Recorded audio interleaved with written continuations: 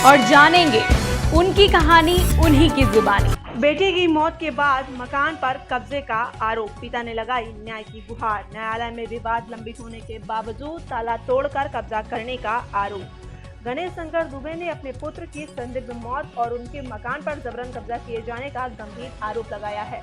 उन्होंने प्रेस वार्ता में बताया कि अल्लाहपुर नेतानगर चौराहे पर स्थित यह मकान उनके पुत्र आशुतोष कुमार दुबे को रिश्ते के बड़े पापा राजेंद्र कुमार मिश्रा द्वारा दान में दिया गया था।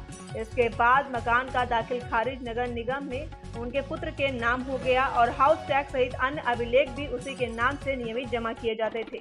दुबे ने बताया 11 जुलाई 2026 को उनके पुत्र की संदिग्ध परिस्थितियों में इलाहाबाद विश्वविद्यालय में मौत हो गई थी, जो उस समय काफी चर्चाओं में था। अब मकान का मामला वर्तमान में न्यायालय में विचाराधीन है। पीड़ित का आरोप है कि 10 अप्रैल 2026 को कुछ लोगों ने बंद पड़े मकान में ताला तोड़कर उस पर जबरन कब्जा किया है। सूचना पर वह तत्काल शहर पहुंचे और पुलिस से शिकायत की। पुलिस ने मौके पर पहुंचकर संबंधित पक्ष को बुलाने का प्रयास किया, किंतु मामला जस का तस है।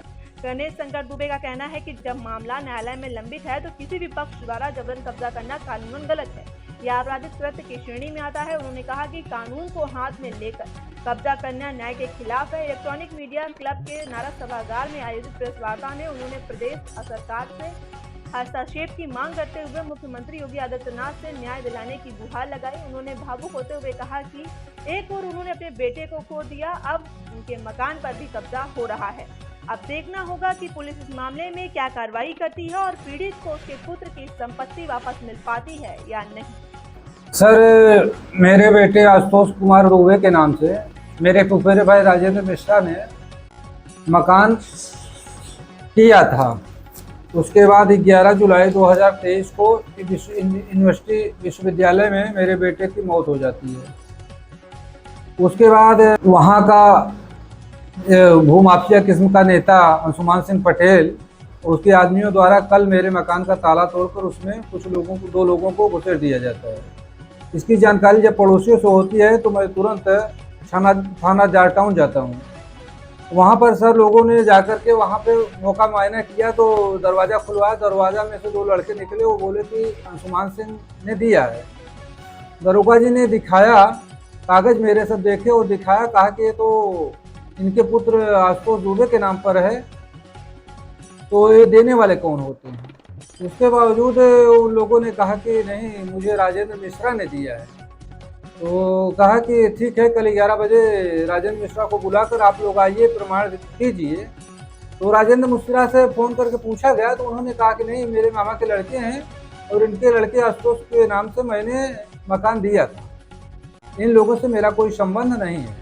उसके विषय में तो राजेंद्र मिश्रा ने किया था मकान। उसके बाद बेटे की मृत्यु होने के 3-4 महीने बाद एक आपत्ति, पता नहीं इन लोगों के कहने से कि अपनी इच्छा से ये है कि आशुतोष मुझे स्लोप्लाइजन देता था और दारू पिला कर लिखा लिए, मुझे ज्ञात नहीं है। मैं यही चाहता हूं कि मेरे बेटे की मौत की, हत्या की जो कर्नलगंज में जांच चल रही है उसकी जांच हो और जाटाउन पुलिस मेरी मदद करके मेरे मकान को खाली कराए। अभी मामला न्यायालय में है, न्यायालय जो आदेश करेगी राजेंद्र मिश्रा के पक्ष में या मेरे पक्ष में, तो हम दोनों भाइयों का ही मकान होता है, ये तीसरे कहाँ से आ गए। मेरा नाम गणेश शंकर दुबे है। मैं गाँव वाराखोद, पोस्ट चांदापारा, जिला प्रयागराज, थाना उतराव का निवासी हूँ। 11 जुलाई 2023 को जो मेरे साथ घटना हुई उसकी जानकारी सबको है। मेरा मुख्यमंत्री जी से निवेदन है कि मेरे साथ न्याय करें और मेरे बेटे के हत्यारों को बचने न दिया जाए।